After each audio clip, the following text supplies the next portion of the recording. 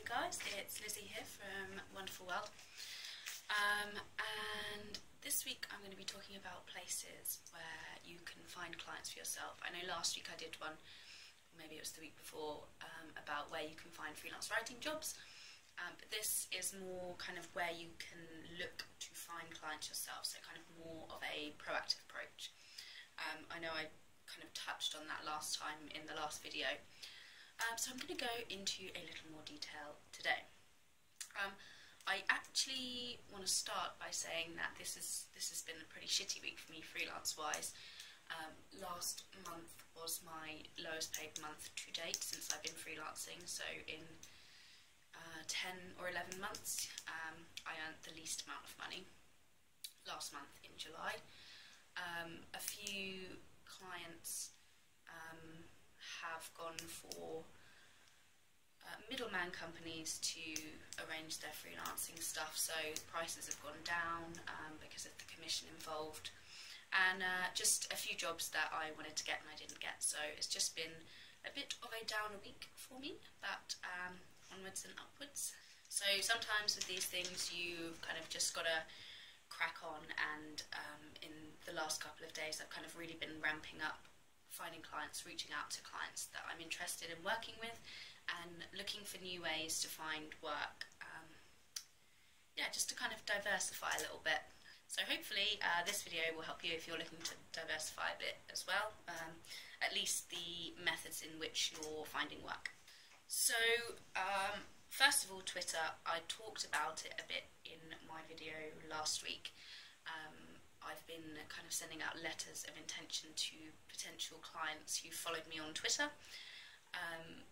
I mean, they already know who I am, they obviously already like my work, so that's kind of been a good starting point to reach out and begin a conversation with them about potentially writing for them and creating content.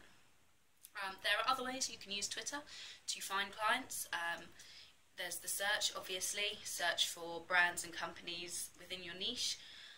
Or you can search for companies and brands that are tweeting about your niche or tweeting similar articles that you write.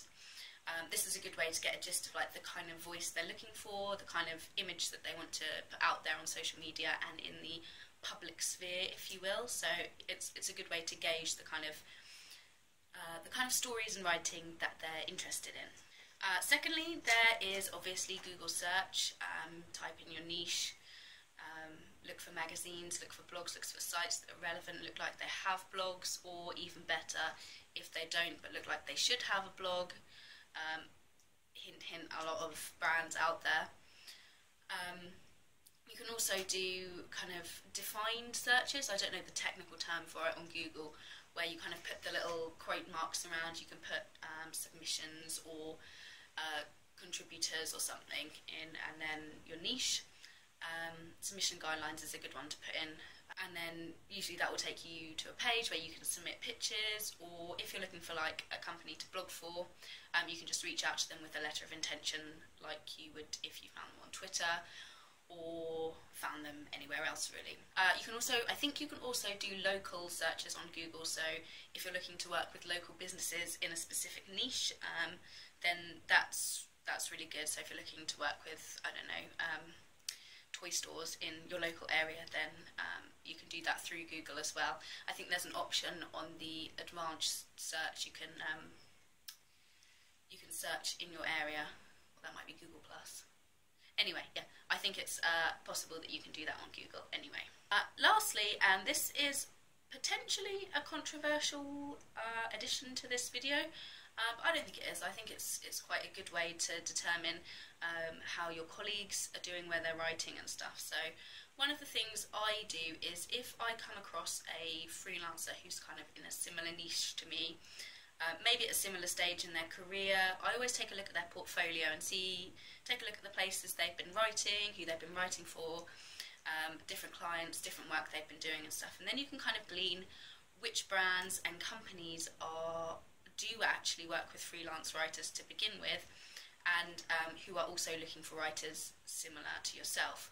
I mean, I wouldn't go out there and take a look at a really great, awesome writer who's been writing for 50 years, take a look at their 50 years, that's a bit long, maybe like 30 years, take a look at their portfolio and start contacting the brands that they've been working with, because I know it takes a long time to build up a relationship with a brand, with a newspaper, with a publication, with whatever, and there's no way that I'd ever kind of undercut someone, or just kind of dive in there and take someone else's client. That's a big no-no. But it can give you an idea of the kinds of places you can look to potentially pitch ideas, because from personal experience I know that it's really, really difficult to actually find sites, publications within a specific niche that actually do pay writers. I mean, if you do a search on Google, I mean, all the top magazines in that niche come up. Obviously they're the really difficult ones to get in for, and if you're looking for regular well-paid work, that's probably not going to be your first option. And unless you spend hours kind of digging through the depths of Google, it's really, really difficult to find smaller publications that are looking for freelance writers, or local publications, businesses and stuff. So that's just a good way to determine what's out there, the potential clients that you wouldn't have considered before, and just generally gauge who is looking for freelance writers and what kind of freelance writers they're looking for. So I hope my voice hasn't sounded too bad in this video today. I was really ill last week, so I sound a bit bunged up still, I think. But hopefully you got the gist of that, and obviously if you have any questions, or you want me to talk about something else freelance related, travel related, writing related, just leave a comment, send me an email, reach out to me on social media, and I will of course do my best to answer it for you as soon as possible.